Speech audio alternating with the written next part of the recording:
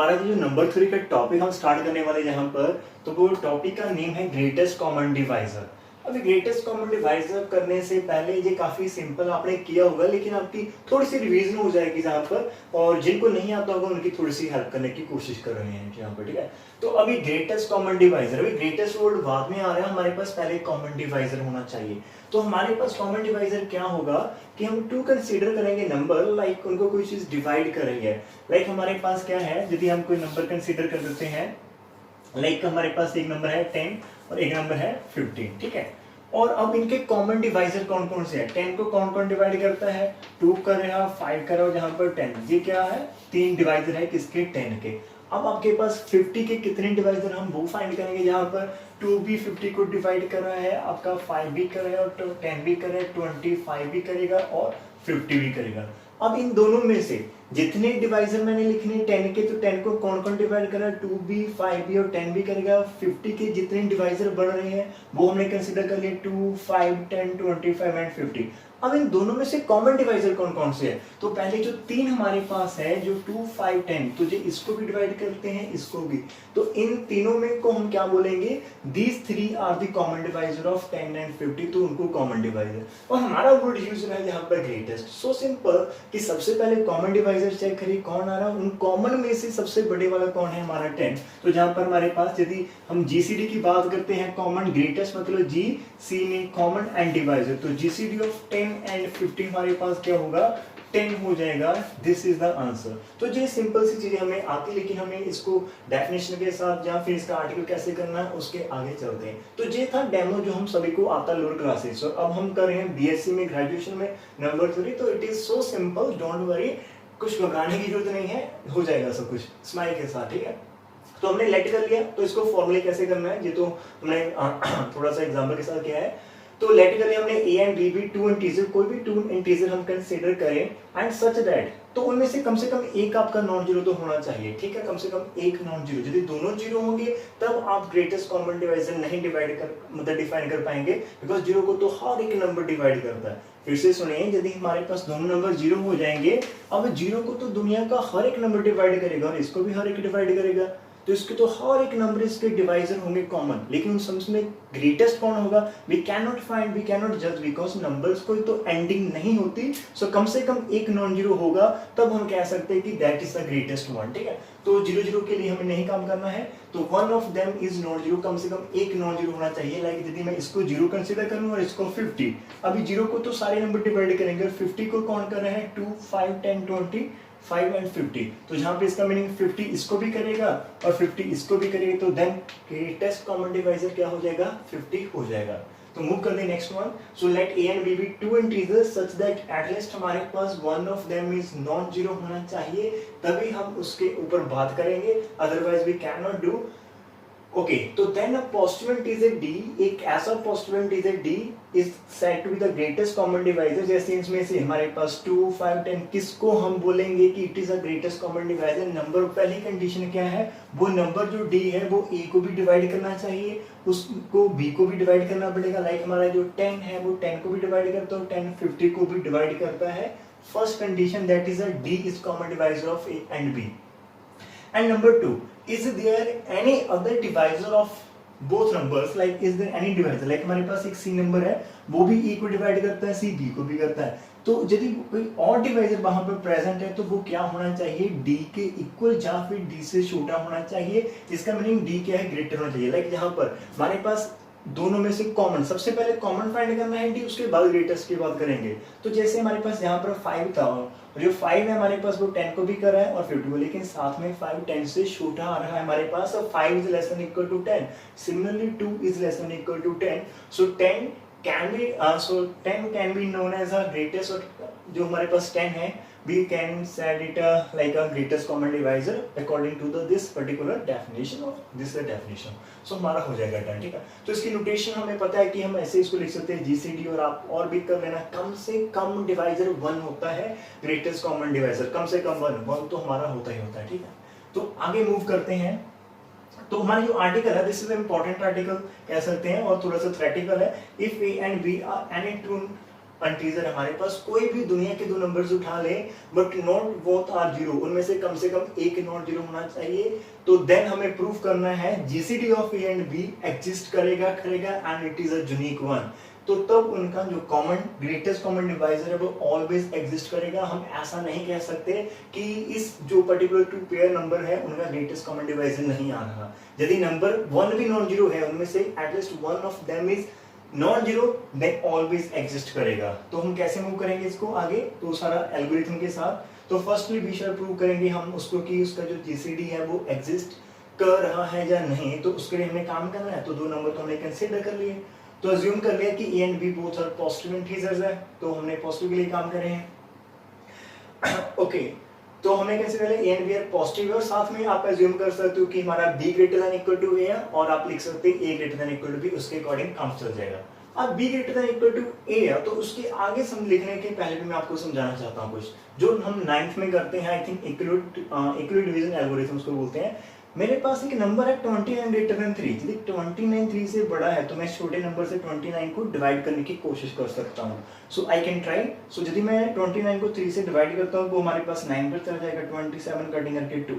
तो हमारा जो टोटल आंसर है तो हमारे पास क्या है, जो हमारा जो यहाँ पर डिविडेंड है हमारे पास तो that can be written as, जो हमारा डिवाइजर है 3 into quotient plus remainder. So we can write in this way. इसका मीनिंग क्या होगा, इस b ग्रेटर देन a के लिए हमारे पास वहां पर कोई ना कोई, जहां लाइक 9 आ चुका है, जहां पर हमारा 2 आ चुका है, तो हमारे पास इसको बोलते हैं division algorithm. We can put any pair जो हमारा नंबर है इस तरह से लेस देन और greater than, we can put in this form. तो उसी फॉर्म के साथ हमने जहां पर लिखा हुआ है कि जैसे मैंने लिखा कि b ग्रेटर देन a है, तो a क्या करेगा, b को डिवाइड करेगा। यदि तो वो प्रॉपर उसके टेबल में आ रहा है तो वो हमारा रिमाइंडर 0 हो जाएगा, अदरवाइज वो इस फॉर्म का लिख सकते हैं। ठीक है, तो इसका meaning by division algorithm B कैसा होगा, जो बड़े वाला नंबर होता है वो क्या होता है, जो नंबर छोटा है वो ए लिख दीजिए, साथ में कोई ना कोई क्वोशिएंट होगा q1 लिख दिया, कोई ना कोई रिमाइंडर होगा r1। जैसे इस पर्टिकुलर नंबर 29 के लिए हमारे पास 9 आ चुका है, यदि हम यहाँ पर 26 करते तो फिर कुछ और आता, फिर कुछ और आता, तो उनको हमने नंबर्स दिए हुए हैं। ठीक है, ये काफी आसान चीजें हैं, लेकिन टाइम लगाना है जहाँ पर कॉन्सेप्ट को समझने के लिए। अभी जो रिमाइंडर है वो आपका कम से कम कितना हो सकता है, यदि वहां पर 27 होता, यदि 27 होता तो पूरा पूरा डिवाइड होकर रिमाइंडर 0 होता। यदि 28 होता तो जहां पर 1 बचता। अभी 29 है तो 2 बच गया, और यदि 30 होता फिर डिवाइड हो जाता 0। तो हमारे पास पॉसिबिलिटी क्या होती है रिमाइंडर की, जो नंबर से डिवाइड करें उससे एक कम आने की पॉसिबिलिटी है, 0 1 और 2। 3 कभी नहीं आएगा, क्योंकि 3 बचता है तो फिर डिवाइड करके वो 0 दे देगा। ठीक है, so r1 is greater than equal to 0 and less than a, जिससे आप डिवाइड करें, मार्क इट एज नंबर 1। और जहां पर हमें नहीं पता, हम जनरल कर रहे हैं, हमारे पास रिमाइंडर की this r1 can take any values from 0 to a-1 and can take any 1। So यदि हमारा r1 0 हो जाता है तो हमारे पास क्या आ जाएगा, यदि r1 0 हो जाता है इसका मीनिंग क्या होगा, b is equal to a into q1। मतलब यदि हमारे पास यहाँ पर 27 होता, रिमाइंडर 0 आता है, इसका मीनिंग 27 इज डिविजिबल बाय 3। इसका मीनिंग 3 क्या है, वो 27 को डिवाइड करे, इसका मीनिंग a जो हमारे पास है वो b को डिवाइड करेगा। तो फिर से समझ लिए, तो देन जैसे r1 0 होगा तो b can be written as a into q1। इसका मीनिंग क्या होगा, दिस a डिवाइड b। इसकी भी मैंने आपको सारी की सारी जो लिंक होगी ना प्रीवियस पार्ट, उसमें थोड़ी सी नॉइज प्रॉब्लम होगी, लेकिन मैं सबकी लिंक मैं डिस्क्रिप्शन में दे दूंगा, और जैसे कहा नेक्स्ट हमें कोई टाइम मिला तो हम उनको अपडेट कर लेंगे। ठीक है, तो यहाँ से हमारे पास क्या होगा, a डिवाइड्स b। अब देखिए ध्यान से, a आपका b को डिवाइड कर रहा है और साथ में a इटसेल्फ तो करता ही है, a को तो डिवाइड करेगा ही और साथ में b को भी करेंगे। इसका मीनिंग क्या होगा, इन दोनों का जो जीसीडी होगा वो क्या हो जाएगा, हमारे पास a आ जाएगा। बिकॉज a को कर रहा है तो मैक्सिमम नंबर इसी के आने की पॉसिबिलिटी है, जो साथ में a b को भी करेगा, तो हमारे पास जो जीसीडी आएगा वो क्या बन जाएगा, a बन जाएगा। सो इन दिस केस यदि r1 0 तो जीसीडी आपका एग्जिस्ट करेगा ही करेगा। तो फर्स्ट हमने कर लिया r1, लेकिन पॉसिबिलिटी ये भी है कि r1 0 नहीं होगा, तो फिर क्या करेंगे, तो नेक्स्ट देखते हैं उसको। ठीक है, सो इफ हमारा यदि r1 0 नहीं होगा तो फिर हमारे पास क्या होगा, यदि हमारे पास रिमाइंडर 0 नहीं होगा तो हम फिर से वही डिवीजन एल्गोरिथम को रिपीट करने वाले हैं। इसका मीनिंग क्या होगा, मैं थोड़ा सा आपको उसी एग्जांपल के साथ लेकर चलता हूं कि हमने 9th क्लास में ये किया हुआ कि 29 को यदि हम 3 से डिवाइड करते हैं तो 9 आ गया था हमारे पास क्वोशिएंट, और रिमाइंडर जहां पर बच गया था हमारे पास 2 बच चुका था। तो अब ये रिमाइंडर हमारा 2 है जो कि हमारे पास 0 नहीं आ रहा। तो अब हम क्या करेंगे, अब हमारे पास 2 नंबर्स है, जहां पर हमारे पास एक 3 नंबर है और एक हमारा क्या है 2। इसका मीनिंग क्या, हमारे पास 3 ग्रेटर देन 2 है। तो अब इन दोनों नंबर के ऊपर हम फिर से डिवीजन एल्गोरिथम लगा देंगे। तो आप जहां पर देख सकते हैं 3 को रख लिया हमने अंदर, 2 से डिवाइड किया क्वोशिएंट 1, और हमने जहां पर फिर से हमारे पास कोई ना कोई रिमाइंडर बच जाएगा। तो अब इस बार हमारे पास क्या है, तो जे नंबर हमारा क्या होगा, ए होगा, जे हमारा R1 होगा, जहां पर हमारे पास क्वोशिएंट आ चुका है सेकंड टाइम 2, और जे हमारे पास न्यू रिमाइंडर आ जाएगा, सॉरी यहाँ पर this is our new remainder R2। तो ऐसे हम इसको करना है, समझ के हर एक स्टेप को मैं आपको समझाने की कोशिश कर रहा हूँ बारीकी से। जहां पर यदि R1 0 नहीं है, यदि R1 0 नहीं है तो हम क्या करेंगे, इस R1 जी अभी R1 साथ में A से तो छोटा है 3 से, तो उन दोनों के ऊपर फिर से डिवीजन एल्गोरिथम लगाने वाले हैं। तो इसका meaning again bye division algorithm क्या होगा, जो आपका बर्डन वाला नंबर है जहां पर 3 can be written as this R1 2 into quotient Q2 plus आपका जो न्यू रिमाइंडर R2 आ जाएगा वो हम लिख सकते हैं जहां पर। तो जहां पर एक बार फिर से बता देना चाहता हूं कि हम लिख सकते हैं 3 को डिवाइड करना है 2 से, क्वोशिएंट कितना है 1 और रिमाइंडर हमारे पास कितना है 1, that is 2 into 1 2 plus 1 that is 3 हमारे पास हो जाएगा। तो यहाँ पर हमारे पास बच गया है A can witness R1 into R2 plus R2, R2 फिर ग्रेटर देन इक्वल टू 0 होगा और लेस देन क्या होगा हमारे पास R1 के ऊपर। फिर से वही स्टेप होगा हमारे पास कि R2 की बात करेंगे, यदि R2 हमारा 0 हो जाता है, यदि R2 0 हो जाता है इसका मीनिंग क्या होगा, A is equal to R1 into Q2। इसका मीनिंग क्या होगा कि आपका R1 पूरा डिवाइड कर देगा A को, हमारा पूरा यहाँ पर डिवाइड कर देगा। लेकिन हमने common divisor A and B का देखना है और यहाँ पर A का डिवाइजर हमें मिल चुका है। तो हम let's move to the B part. अब जहां से A की वैल्यू कितनी आ चुकी है R1 into Q1, तो हमारे पास जो क्वेश्चन नंबर 1 थी तो हम उस वैल्यू में उसमें पुट करने वाले हैं, ठीक है। और इक्वेशन नंबर हमारे पास 1 क्या थी, वो इक्वेशन ऐसी थी हमारे पास इक्वेशन नंबर 1 कि B is equal to AQ1 plus R1। तो यहाँ पर A की वैल्यू को हमने सब्स्टिट्यूट करना है। So A is equal to R1 Q2 put in 1 and we get, जैसे हमने वैल्यू पुट की तो हमारे पास क्या आ जाएगा RQ1 Q2 plus R1। R1 को कॉमन लेंगे यहाँ पर और हमारे पास इनसाइड बच जाएगा Q1 Q2 plus 1। तो R1 as a common factor दिखाई देने लगा है। इसका मीनिंग R1 डिवाइड करेगा B को। अब हमारे पास 2 रिजल्ट आ चुके हैं। एक नंबर ऐसा फाइंड हो चुका है जो कि A को भी डिवाइड कर रहा है, जो कि B को भी डिवाइड कर रहा है। तो now this R1 is what? Think about it please. Yes, you can think it. Now R1 is what? R1 is a common divisor of A and B, but we are looking for common divisor. We are looking for greatest common divisor instead of only common divisor. तो half काम हमारा हो चुका है और next इसको greatest कैसे करना, उसके लिए हम एक अलग से नंबर लेकर चलते हैं, वो भी डिवाइजर होगा और चेक करना कि वो इससे बड़ा है या फिर छोटा है। तो उसके लिए मूव करेंगे। तो टेक कर लिया हमने, P ग्रेट डिवाइड करा A को एंड P साथ में B को भी डिवाइड करेगा। यदि P A और B को करता है तो माय डियर स्टूडेंट्स P उन दोनों के हर एक पॉसिबल लीनियर कॉम्बिनेशन को करेगा। P उन दोनों की लीनियर कॉम्बिनेशन को भी करेगा। यदि A को करता है तो B को, ये रिजल्ट आप पहले चैप्टर में पढ़ चुके होंगे। तो B जो हमारा है जहां पर B कर सकते हैं, इसको किसी नंबर से मल्टीप्लाई कर दीजिए, माइनस करेंगे तब भी उन नंबर को डिवाइड करेगा। जैसे मैं ऐसा मान लेते हैं कि मान लो 2 नंबर है, वो 6 को भी डिवाइड करता है और 10 को भी करेगा। तो आप 6 प्लस 10 करेंगे तब भी यूज करेगा, 6 माइनस 10 करेंगे तब भी करेगा। और यदि आप 6 को किसी नंबर से मल्टीप्लाई कर लिए, 2 3 4 5 किसी से भी कर ले और उसको माइनस कर दे 10 उसमें से, तब भी 2 डिवाइड करेगा ही करेगा। सो यदि P A को करता है, B को करता है, दोनों की लीनियर कॉम्बिनेशन को भी करेगा। जहां पर तो हमारे पास जहां पर क्या आ जाएगा, जिसे मैंने लिखा कि B माइनस A, तो ये क्या है हमारा R1। तो हमारे इंट्यूशन माइंड में वही चलना चाहिए कि हमने P को R1 के साथ लिंक करना है, इसलिए इस स्टेप को लेकर आए। फिर से सुनिए ध्यान से, बिकॉज हमारा जो काम है वो P को R1 से लिंक करना है।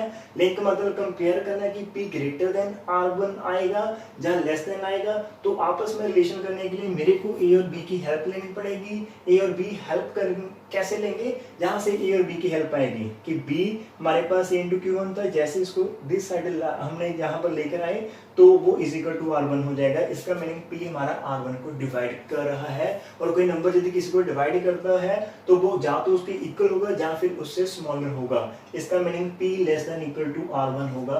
सो now this line 3 and 4 meets the definition of greatest common divisor हमारे पास R1 A1 को करता है, R1 B2 को करता है, और साथ में हमारे पास क्या है, यदि कोई और डिवाइजर है वो सारे के सारे लेस देन R1 है। इसका मीनिंग क्या होगा, हमारे पास greatest common divisor of A and B R1 होगा, and we can say just finally in this time again we prove that कि GCD में हमारे पास AB का वो एग्जिस्ट कर रहा है।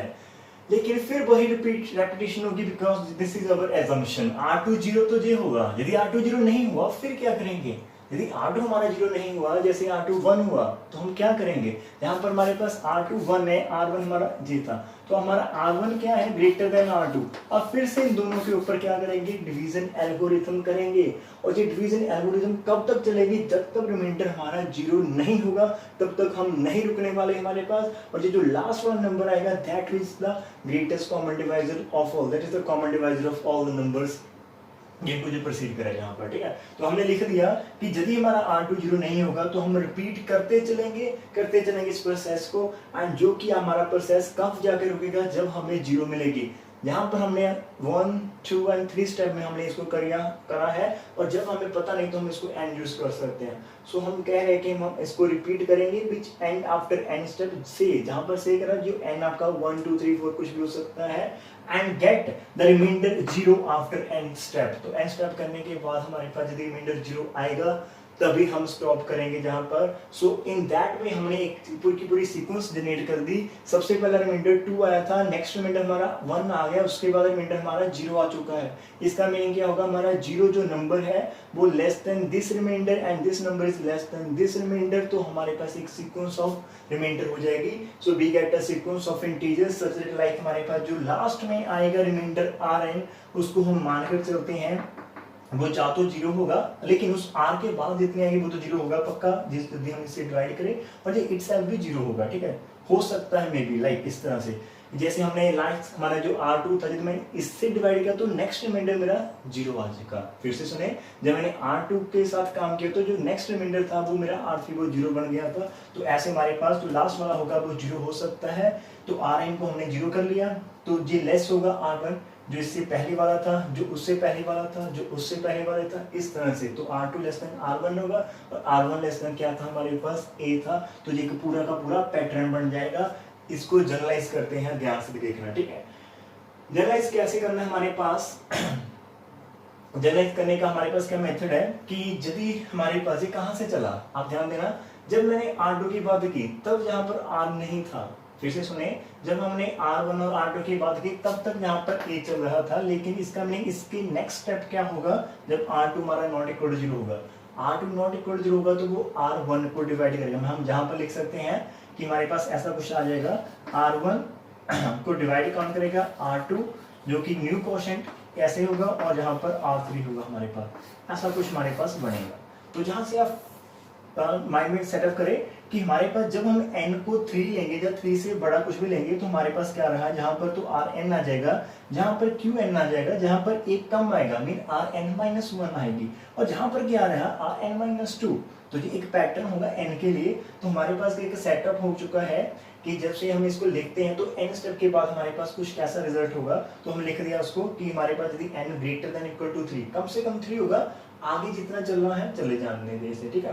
और ये तो आपको समझ में लग गया होगा। इस पैटर्न को देखें, जहां पर 3 था तो हम इसको n यूज करने वाले हैं, Qn को हम n करने वाले हैं, 1 कम था तो n में से 1 माइनस कर दिया, 2 कम थे तो n-2 कर दिया। So this is the pattern. तो जहां तक हम पहुंच चुके हैं। अब इससे नेक्स्ट क्या होगा, यदि मान लेते हैं हमारे पास इसके नेक्स्ट हमारे पास क्या होगा कि जहां पर इस नंबर को डिवाइड करने से, ध्यान से देखें, यदि मैं Rn-2 को Rn-1 से डिवाइड करता हूं तो रिमाइंडर Rn आएगा, लेकिन Rn से यदि आप डिवाइड करेंगे नेक्स्ट नंबर को तो रिमाइंडर आपका कितना आएगा, जहां पर 0। तो because this the last one, तो उसके बाद सारे 0 ही आएंगे, मीन हम Rn पर स्टॉप करने वाले हैं। ये हमारा जहां पर मेथड था, जो हमारा कंसेप्शन थी कि जैसे हम आगे चलेंगे, ठीक है। R2 के बाद यदि आप R2 से डिवाइड करें तो आपके पास रिमाइंडर कितना आएगा, 0 ही आएगा जहां पर, ठीक है। तो हमारे पास यदि इस नंबर को हम फर्दर डिवाइड करते हैं किसके साथ Rn से, तो वो पूरा पूरा डिवाइड हो जाएगा, मीनिंग रिमाइंडर 0 आ जाएगा। हम स्टॉप ही n के ऊपर कर रहे हैं बिकॉज हमने माना है कि n स्टार के बाद आपके पास रिमाइंडर 0 आ जाएगा, ठीक है। तो जहां से हम क्या करने देख सकते हैं कि हमारा जो Rn ना वो इसको डिवाइड कर रहा है, इसके मीनिंग जहां मीनिंग क्या होगा Rn डिवाइड Rn-1, और फिर हम उसी तरह से जहां पर हमने वैल्यू पुट की थी a की, तो Rn-1 की जैसे वैल्यू जहां पर पुट करेंगे क्या Rn into this, Rn common आ जाएगा तो वो डिवाइड करेगा Rn-2 को, वो वाली वैल्यू को बैक पुट करेंगे तो उससे भी बैक चले करें तो चलते चलते हम बैक आ जाएंगे। तो इसका मीनिंग Rn-1 को भी करेगा, n-2 को भी करेगा, चलते चलते वो R2 को भी करेगा, R1 को भी करेगा, A को भी करेगा और B को भी। तो ये Rn हमारा हर एक नंबर को, फिर से देखिए कोई डाउट है, हमारा जो लास्ट R1 आया था 1 वो किसको डिवाइड कर रहा था, वो आपके पास जो भी R1 था 2 उसको भी डिवाइड कर रहा है 1 को, और उसके बाद जो हमारा A था 3 उसको भी डिवाइड कर रहा है, जो हमारा B29 था उसको भी हमारी R2 डिवाइड कर रही है, जहां पर R2 का मीनिंग मैं Rn से कंसीडर कर सकता हूं। तो ये मेरी बात है। तो जहां पर आप इसको पॉज करें, नोट करें, और यदि कोई डाउट है तो एक बार फिर से रिपीट लगा के इसको सुने, हम इसको एंड करने वाले हैं। कर चुके कि हमारा जो Rn हमने एक ऐसा नंबर फाइंड कर लिया है Rn जो कि R1, R2, R3 और AB सबको डिवाइड करता है। इसका मीनिंग हम ये प्रूव कर चुके हैं, ये फाइंड कर चुके हैं कि हमारे पास जो Rn नंबर है वो A और B का डिवाइजर है। लेकिन क्या वो कॉमन ग्रेटेस्ट होगा, तो उसके लिए हम फिर वही एक फंडा यूज करते हैं कि further if P divide A and P divide B, अब यदि P A और B को डिवाइड कर रहा है, it is any common divisor, तो इसका मीनिंग उन दोनों की लीनियर कॉम्बिनेशन को भी करेगा, meaning B minus A into Q1 जैसे हमने पहले लिखा था। और इस B माइनस A Q1 की वैल्यू कितनी आ जाएगी R1, इसका मीनिंग P किसको डिवाइड कर रहा है, हमारे पास R1 को डिवाइड कर रहा है। अब फिर से देखिए ध्यान करिए थोड़ा सा, जहां पर यदि हमारे पास P1 जो नंबर है अभी हमारे पास क्या वो R1 को भी कर रहा है और साथ में A को भी, P हमारा A को भी कर रहा है साथ में P हमारा R1 को भी कर रहा है, और इन दोनों की लीनियर कॉम्बिनेशन को भी करेगा। कैसे, तो जब हम वहां पर थोड़ा सा रिवाइज करते हैं तो मेरे पास यहाँ पर था A is equal to R1 into Q2 plus R2। यदि हमारे पास नंबर कोई A और R1 को करता है, इसका मीनिंग वो A minus R1 into Q2 को भी डिवाइड करेगा। ऑब्वियसली जहां पर हमारे पास इन दोनों को करेगा तो इसका मीनिंग इन दोनों की linear combination mean A minus R1 into Q2 को भी करेगा। इसका मीनिंग P हमारे पास किसको करेगा, R2 को भी डिवाइड करेगा। इसका मीनिंग P हमारे पास R2 को भी डिवाइड करेगा। फिर जब वो R2 को भी डिवाइड कर रहा है और R1 को भी डिवाइड कर रहा है, फिर उन दोनों की लीनियर कॉम्बिनेशन मीनिंग R3 को भी डिवाइड करेगा। सो ऑन हम चलते चलते चलते हमारे पास क्या होगा, P हमारा Rn को भी डिवाइड करेगा। यदि Rn को डिवाइड करेगा तो उसको Rn से छोटा होना पड़ेगा। अभी Rn भी कॉमन डिवाइजर था, P भी कॉमन डिवाइजर था, लेकिन Rn तो लार्जर हो चुका है। इसका meaning so that GCD of A, B is Rn।